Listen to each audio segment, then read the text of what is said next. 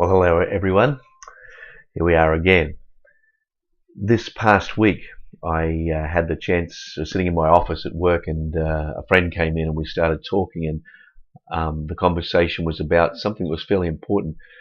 And as that conversation unfolded, of course, I was getting fairly animated and making my thoughts fairly well known.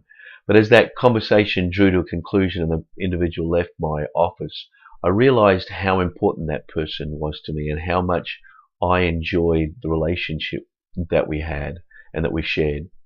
And I became very aware that I actually had that kind of a situation 2 or 3 times in different ways this week, where I became acutely aware of the importance and value of the relationships that are in my life and how much they are shaping me.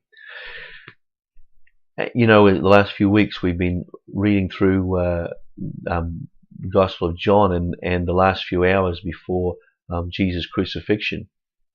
And the theme that has resonated through those chapters was Jesus' description of the quality of the relationship that he shared with God, the quality of the relationship that he shared with the disciples, and that would become the model of the quality of the relationship they would share with each other. In fact, what he was talking about is what the church would be like. And one of the people sitting there in that group was Peter. And Peter obviously became a very, very significant individual in the life of the church. But he was able to then, numbers of years later, write these words to the church. He said, "But you are a chosen people, a royal priesthood, a holy nation, a people belonging to God, that you may declare the praises of him who called you out of darkness into his wonderful light. Once you were not a people, but now you are the people of God. Once you have not received mercy, but now you have received mercy." And Peter was reflecting on the quality of what it is to be the church, to be a holy people, a chosen nation, a royal priesthood, a people belonging to God. That sense of belonging and the sense of a rich life and the sense of becoming is all what it is to be the church. Belonging to each other, building each other up, believing in each other, empowering each other to fulfill the very best for our lives. That's the picture that Jesus had for the church. That's the picture that Peter has for the church here. And it's so easy to see the church in terms of institutions and governments and laws and legalism. But that's not the picture that Jesus had. It's not the picture that Peter has here.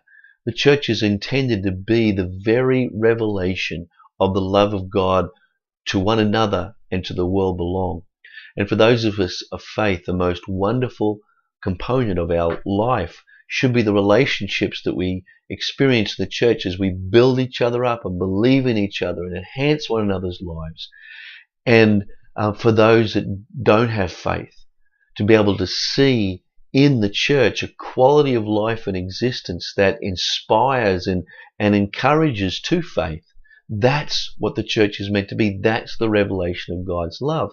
And you know, the truth is, when the church is less than that, it's not really the church at all.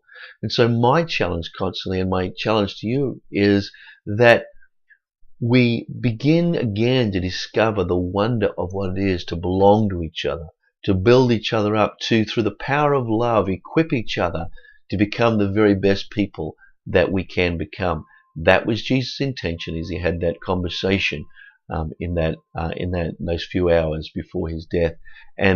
And that desire was being lived out in the life of Peter and the people that he was influencing in this passage that we read today from the first epistle of Peter in the 2nd chapter. And it's a wonderful challenge, and it inspires us to believe what our lives can become.